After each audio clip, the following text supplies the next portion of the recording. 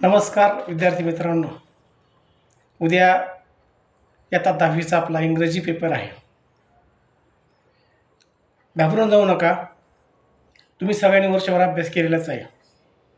तरी पण आज तुमच्यासाठी हा मी महत्त्वाचा व्हिडिओ टाकत आहे.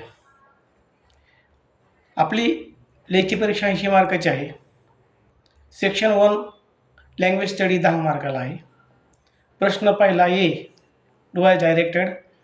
त्यात तुम्हाला 8 पैकी 4 ॲक्टिव्हिटी सोडायचे आहेत 8 मार्काला. सर्वात पहिली ॲक्टिव्हिटी आहे कंप्लीट द वर्ड्स. व्यवस्थित जे शब्द दिलेले आहेत ते चांगल्या अक्षरात लिहा. नंतर त्या गायला पूर्ण करा. दुसरा प्रश्न आहे put the following word alphabetic order. ABCDच्या क्रमानुसार स्पेलिंग लिहा. हा प्रश्न आपण घेतलेला आहे. याच्यात 2 प्रकारचे प्रश्न आहेत. पहिला आहे वेगळ्या अक्षराचा, तर तो आपल्याला ABCDच्या क्रम म्हणजे ABCD साईडला कुठंतरी लिहायची. एचं अक्षर पहिल्यांदा, बीचं असं, सीचं या क्रमाने स्पेलिंग लिहायचे आहे. त्यातला दुसरा गट जो आहे तो आहे सारख्या अक्षराचा. पहिले अक्षर सारखे असले, दुसरे पाहिजे, तिसरे पाहिजे, चौथे पाहिजे, नंतर त्या ठिकाणी व्यवस्थित क्रमाने लिहून तेच उत्तर लिहायचं आहे. खाडाखोड करू नका. याला पण तुम्हाला 2 मार्क भेटतील. तिसरी ॲक्टिव्हिटी आहे विरामचिन्हाची, पंक्च्युएट द फॉलोइंग. याच्याकरता येत असेल तर चांगल्या अक्षरात प्रश्नचिन्ह असेल तर प्रश्नार्थ असेल तर शेवटी प्रश्नचिन्ह, अवतरणचिन्ह, योग्यचिन्ह द्यायचे आहे. नसेल तर येत नसेल तर ती ॲक्टिव्हिटी लिहू नका. पुढची ॲक्टिव्हिटी सोपी आहे. चौथी ॲक्टिव्हिटी आहे पहिल्यामधली A4 make the word minimum 3 letter. 4 शब्द बनवायचे दिलेल्या स्पेलिंगमधून. समजा इंटरनॅशनल शब्द आहेत त्याच्यातून तुम्हाला 3 अक्षर शब्द बनवायचे आहेत. अक्षर उलटे पालटे त्या ठिकाणी क्रमाने जोडून अर्थपूर्ण शब्द लिहायचे 4. त्याला तुम्हाला 2 मार्क मिळतील. त्याच्या खाली A5 जे आहे राईट द रिलेटेड वर्ड्स. 4 संबंधित शब्द लिहा. मधल्या बॉक्समध्ये इंटरेस्टिंग शब्द माझ्याकडे आहे काय प्रश्नपत्रिकेत. मग इंटरेस्टिंग स्टोरी येईल, इंटरेस्टिंग पर्सन येईल, इंटरेस्टिंग प्लेस येईल, इंटरेस्टिंग साईट येईल.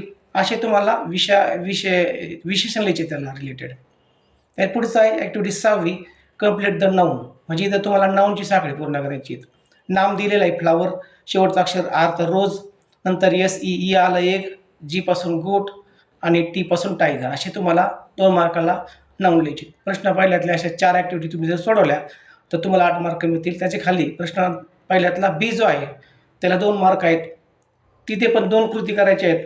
पहिला आहे अटेम्प्ट इन1मध्ये make meaningful sentence using the following phrase. Belong to म्हणजे च्या मालकीचे. This home is belong to me असं येईल. ते नसेल तर त्या ठिकाणी खाली एक वाक्य पूर्ण करायचं आहे.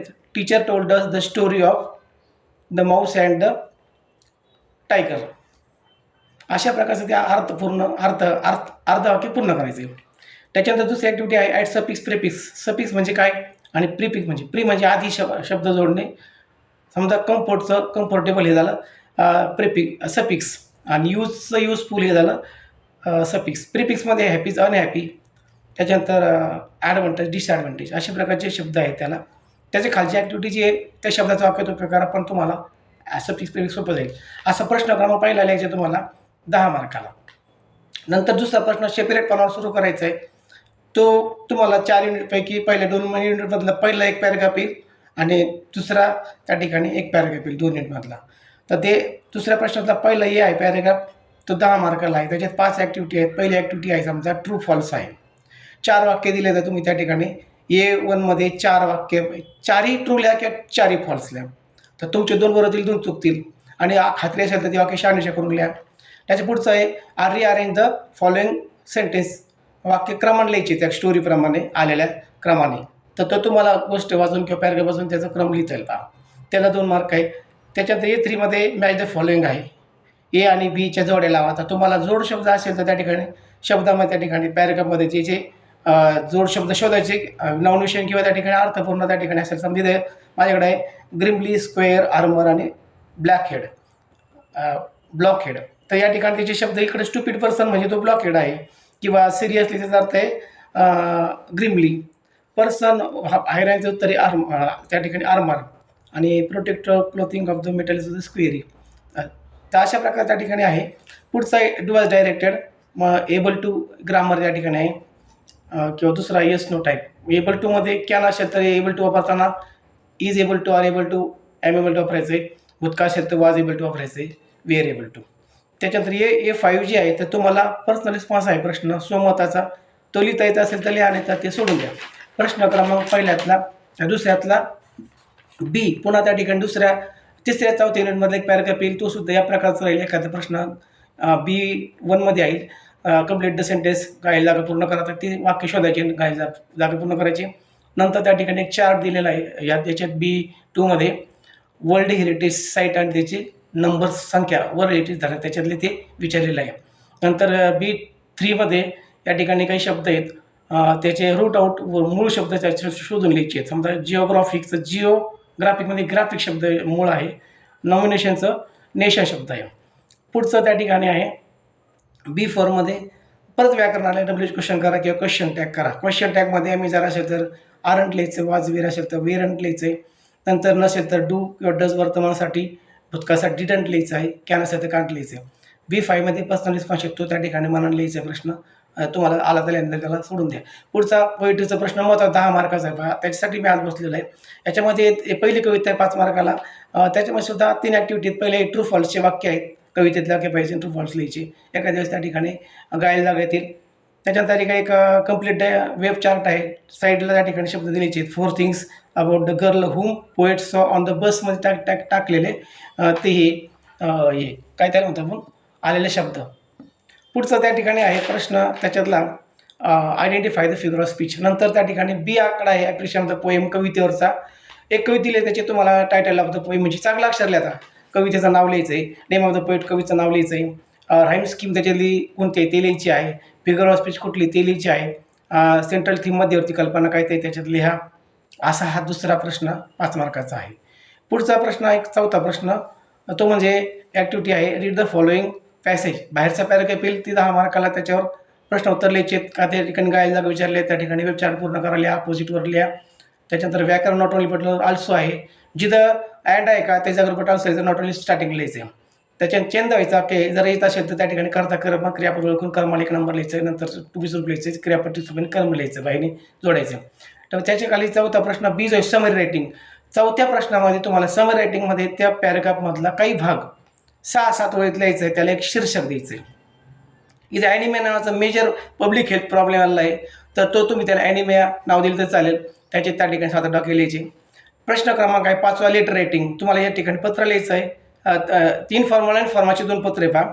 जाहिरात त्या ठिकाणी आहे द पॅराडाईस ऑफ महाराष्ट्र, जाहिरात आहे, सहलीची विषय आहे, महाबळेश्वरची माहिती आलेली आहे. त्याच्यावर तुम्हाला सहलीला जायचं आहे, त्या आई वडिलाला पत्र लिहा किंवा त्या ठिकाणी टुरिझमला पत्र लिहा. तर हे तुम्हाला त्या ठिकाणी इथं ते दिलं की तुमच्या मित्राला इन्व्हाइट करा सहलीसाठी. याच्या आधी काय तर वडिलाला पत्र लिहा, तुम्हाला सहलीची परवानगी मागायचं, तर त्याच्यात तुम्हाला स्वतः ज्याचे नाव दिलेलं नसतं पत्ता इंग्लिश मराठीसारखं, इथं तुम्हाला स्वतःचा पत्ता ABC, एखाद्या शाळेचं नाव, त्या ठिकाणी पूर्ण पत्ता, तारीख लिहायची, पेपरच्या दिवशीची खाली लिहायचं आहे. टू माय फादर, त्याच्यानंतर पुढे लिहायचं आहे माय डिअर फादर. त्याच्यानंतर I received your letter, don't worry about me, I am very happy here. दुसऱ्या पॅराग्राफमध्ये येते I want to join school picnic, please give me permission, it is going to Mahabaleshwar, it is very important, all my friend join it, our class teacher Shaikh sir is coming with us, so please send me money 2000 by money order किंवा by PhonePe आणि your loving doctor. अशा प्रकारचं पत्र लिहायचं आहे. पुढचा प्रश्न क्रमांक 5वा बी जो आहे डायलॉग रायटिंग आहे. त्याच्यामध्ये 3 प्रकारचे डायलॉग आहेत. पहिला आहे जंबल्ड, त्या ठिकाणी सेंटेन्स असतात, ते क्रमांक तुम्हाला लिहायचे, 1 नंबर, 2 नंबर, 3 नंबर, 4 नंबर. एक एक्झाम्पल आहे पहा, एमध्ये you are getting late school, just 5 minute, okay आणि वेकअप. याच्यातला पहिला वाक्य आहे wake up Rahul, be ready for school. नंतर त्या ठिकाणी तो म्हणतो जस्ट 5 मिनिट, आई म्हणते यू आर टू लेट, आणि मग तो म्हणतो okay where is my school toothbrush. अशा प्रकारचा ते क्रम आहे. दुसरा याच्यातला बी प्रश्नाला उत्तर लिहायचं, समजा कंप्लीट द कन्व्हर्सेशन आहे ते. How many subject do you study in school, त्याचं उत्तर there are many subject like science, Marathi, Hindi, असं त्याचे नाव लिहायचे आहेत, 6 subject. Which is your favourite subject, मग लिहायचं माय फेवरेट सब्जेक्ट हिंदी किंवा इंग्लिश, असं त्याचं संभाषण पुन्हा करायचं. आणि सीमध्ये जे का अजय आणि विजयमध्ये एका विषयावर संभाषण लिहायचे, 2-2, 3-3 वाक्य त्या ठिकाणी. समजा अजय म्हणाला विजयला की गुड मॉर्निंग, मग विजयानं गुड मॉर्निंग. त्याच्या परत पुढचं आहे का वाय वी शूड रीड, आपण का वाचलं पाहिजे, मग एक म्हणतो की it is very important our better future किंवा नॉलेज टू गेट नॉलेज. आणि मग त्या ठिकाणी thank you, I am reading tomorrow, असं त्याचं कन्व्हर्सेशन कंप्लीट करायचं आहे. याला एखाद्या विषयावर तुम्हाला तुमचं भाषण लिहायचं आहे. How to live happy and joyful life हा एक विषयाचा आहे, किंवा एखाद्या माय बेस्ट टीचर येऊ शकतं, माय क्लास टीचर येऊ शकतं, माय बेस्ट फ्रेंड येऊ शकतं. तर त्याच्या सुरुवातीला आकर्षक सुरुवात असलं पाहिजे. माय बेस्ट फ्रेंड समजा कसं, honourable chief guest, respected master of our school, all teacher my and my friend, today I am going to see few words about my best friend. त्याच्या पुढच्या पॅराग्राफमध्ये की I am Preeti, I am studying in 10th class, my school name is English school, there are many student in my class but my best friend is Kalyani. She is very talkative and beautiful girl. She always get good marks in every exam. Her father is a farmer. Her mother is good housewife. She wanted to take part in every sport and games. She is the backbone of our class. I am proud of my friend. Thank you. असं त्याचं तुम्हाला closing करायचं आहे.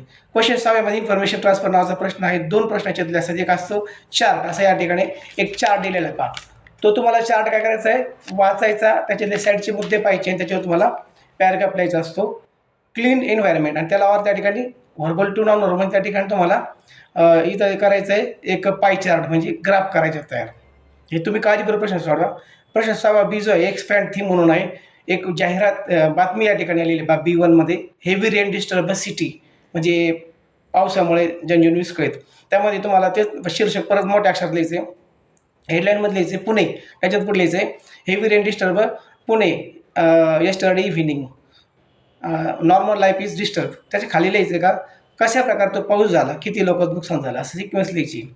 त्याच्यानंतर तुम्हाला असं येऊ शकतं की टीचर डे सेलिब्रेटेड, मग तुम्हाला त्या ठिकाणी टीचर सेलिब्रेटेड नाव टाकायचं, खाली टाकायचं Pune new English school Shivajinagar celebrate teacher day 5th September on the occasion of former president doctor Sarvepalli Radhakrishnan.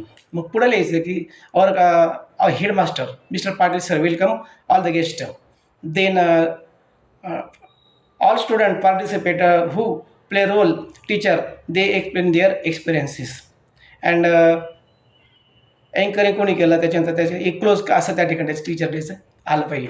पुढचा प्रश्न आहे शेवटचा, तो म्हणजे भाषांतरचा.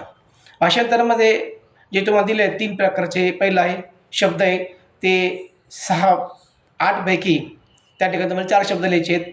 तर फक्त शब्द मराठीत लिहिले आहे. इंग्लिशमध्ये शब्द मराठी ट्रान्सलेशन करू नका, डायरेक्ट मराठीतच लिहा. डायरेक्ट एमध्ये सगळे शब्द मराठी. समजा पहिला डेथ तर मृत्यू, दुसरं आहे आर्मर तर त्या ठिकाणी सैन्य, पीस म्हणजे शांतता, पुढचा पॅराडाईस म्हणजे स्वर्ग किंवा नंदनवन, एक्झाम्पल म्हणजे उदाहरण, आणि फ्रीडम म्हणजे स्वातंत्र्य. त्याच्या खाली बी जो आहे त्या ठिकाणी 4 वाक्य तुम्हाला दिले, त्याचे 2 वाक्य भाषांतर करायचे आहेत.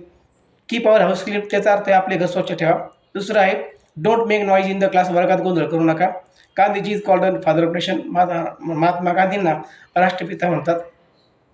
त्याच्यानंतर it is the wrong to make fun disable person, म्हणजे अपंग विकलांग व्यक्तीकडे पाहून हसणे चुकीचं आहे. नंतर शेवटचा प्रश्न आहे तो म्हणजे ट्रान्सलेट द फॉलोइंग प्रोवर्ब. म्हणी असतात त्या ठिकाणी. म्हणीमध्ये एक पहिली म्हण आहे युनियन इज द स्ट्रेंथ, एकीचे बळ, एवढंच लिहायचं आहे. दुसरी म्हण आहे better be alone than bad company, म्हणजे वाईट संगतीत राहण्यापेक्षा एकटा राहिल्यावर. अशा प्रकारची प्रश्न तुम्हाला चांगल्या अक्षरात लिहायचे. 3 तास वेळ आहे, घाबरू नका. सगळ्यांना माझ्याकडून परीक्षेला शुभेच्छा. जय महाराष्ट्र. थँक्यू.